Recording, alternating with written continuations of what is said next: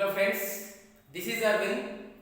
In this video, I am going to explain about characteristics of developed economies. Okay, so in the last previous classes, we studied about what is growth and what is development, and what is the development objectives, and what are the development indicators. Okay, what are the factors promoting economic developments, what are the factors handling economic development. This was the concept which we are learned in the previous classes. Okay, so coming to the characteristics of developed economies, today topic is, so after the Second World War, the countries are divided into based on their income levels. For developed countries, underdeveloped countries, or developing countries. Okay, countries are divided into, they based on their income after Second World War, divided into three parts: developing economies and underdeveloped economies and developed economies. See here, we can observe here, based on their income level, the countries are divided into different categories. See here, first, low income economies. Low income economies in the US dollar,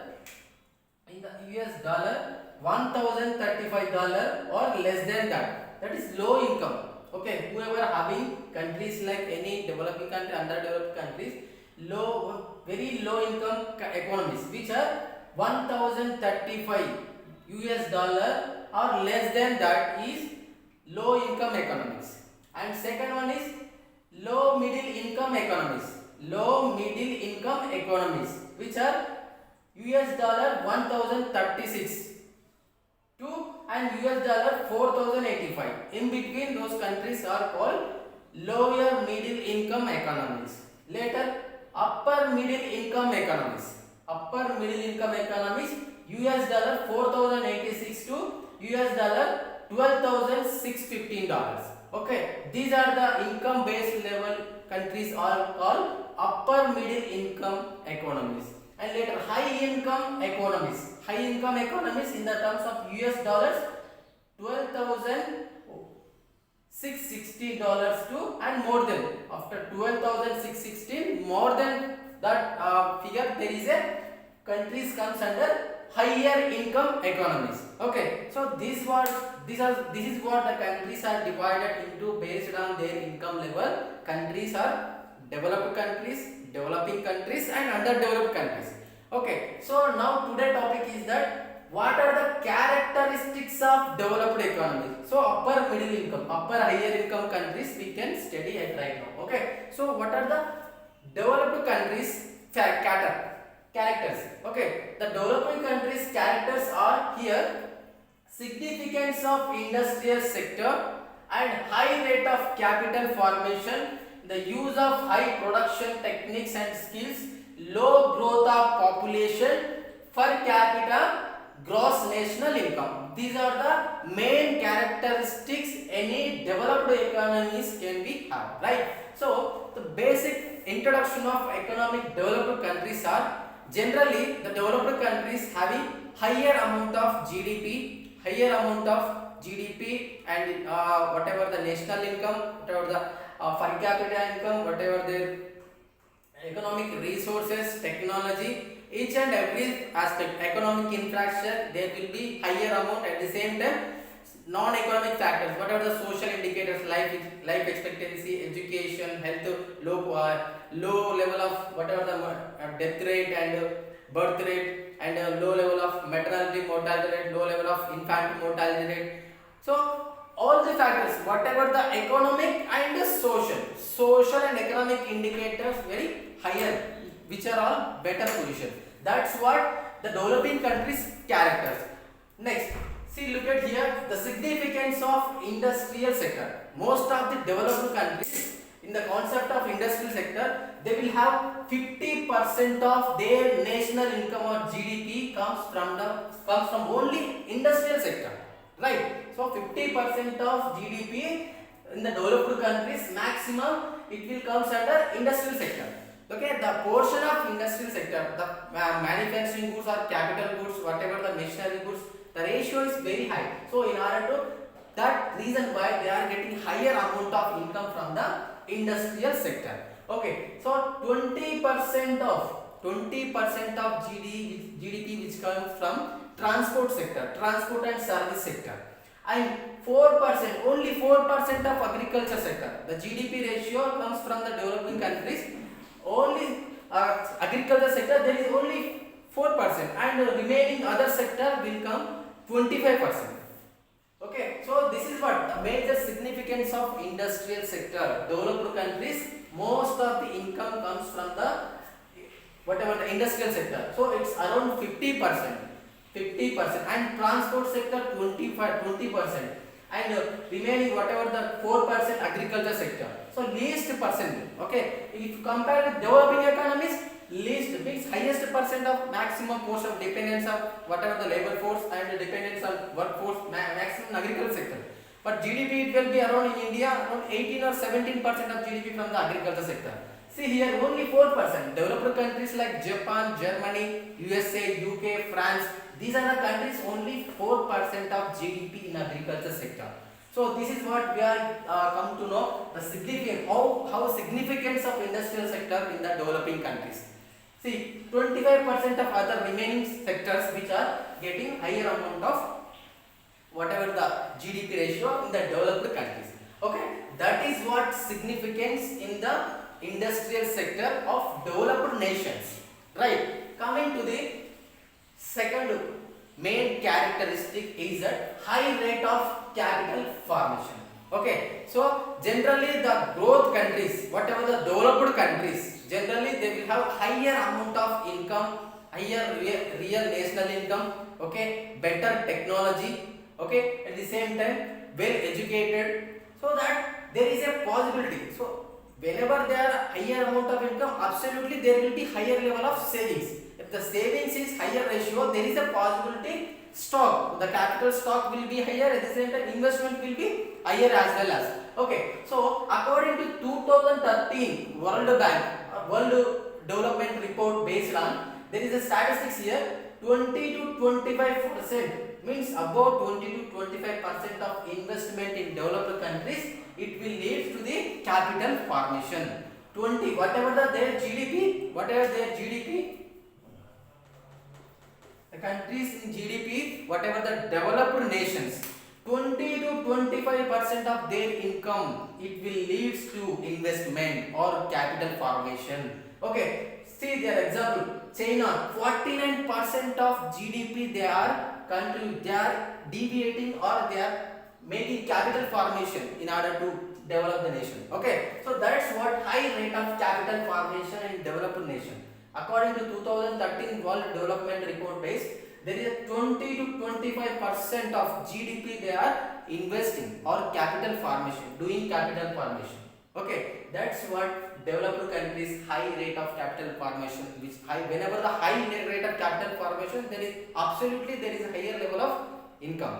Okay, the production of goods and services will be increases. By increasing the goods and services, there will be exports ratio. Okay, maximum developed countries they try to produce capital machineries. Okay, in order to producing capital machineries, they will try to export more than other. Okay, they will occupy the world market in order to exporting the whatever the capital machineries.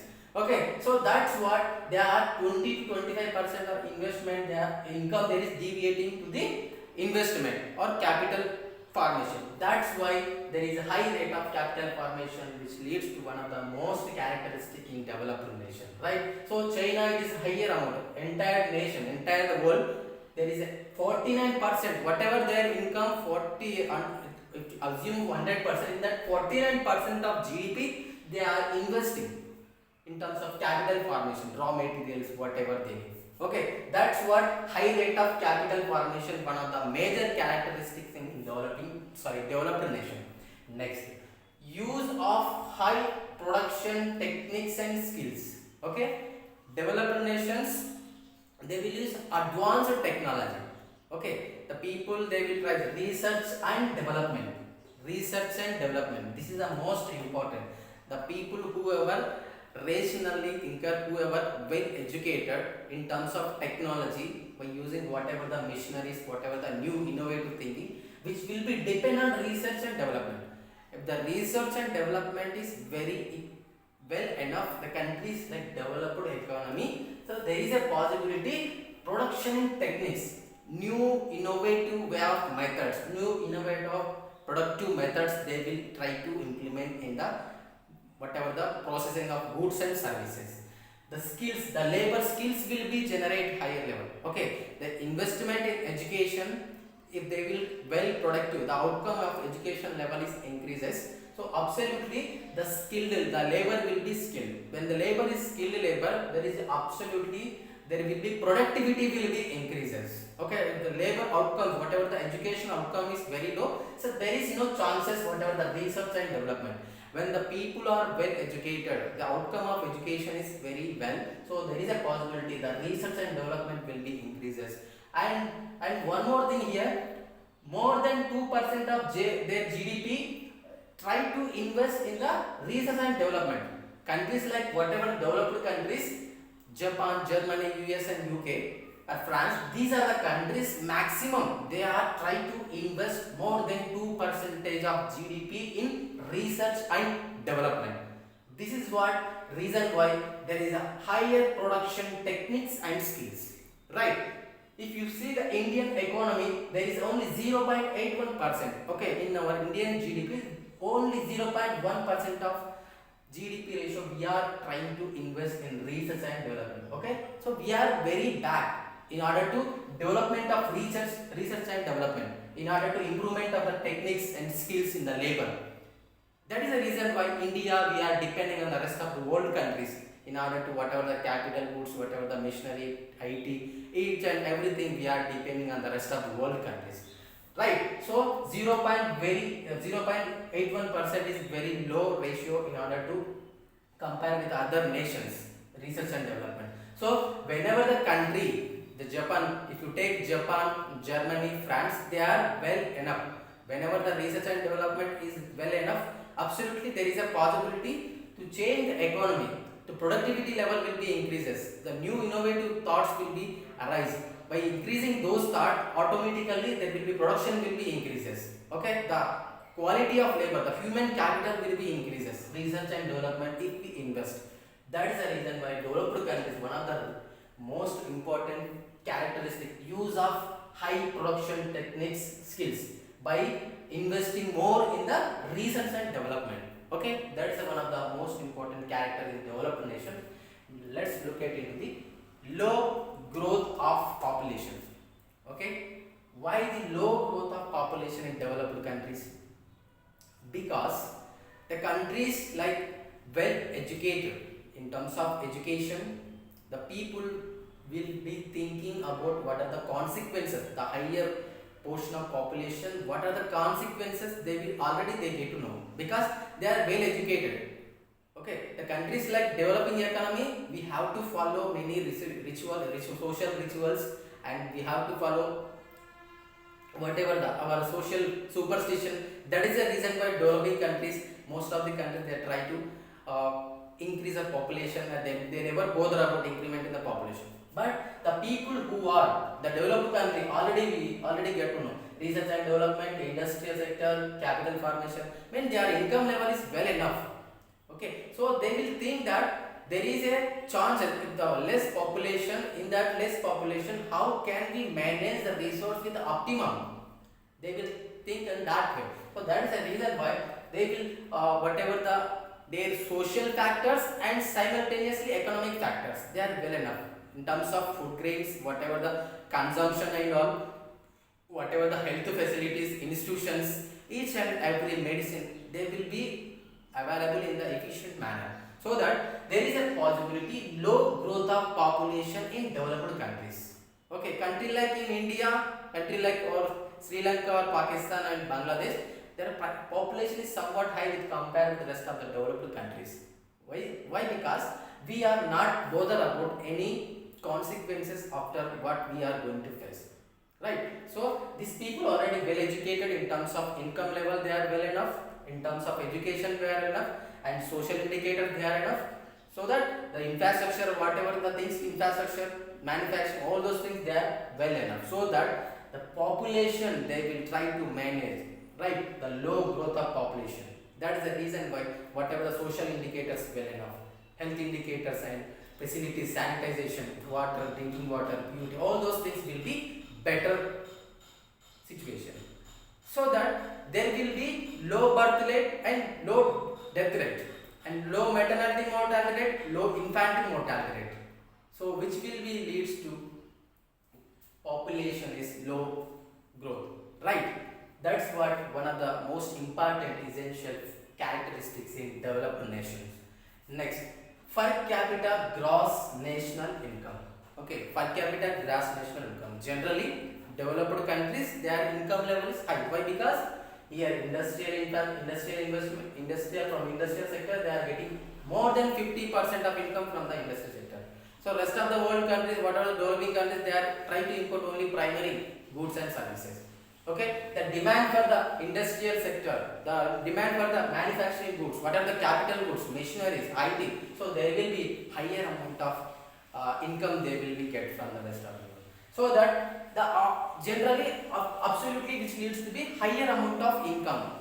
Whenever the higher amount of income, absolutely then the per capita income will be increases. When the per capita income is increases, there will be real purchasing power or else real income of the people will be increases. Okay, the particular person real income will be increases. See here, observe here the table here.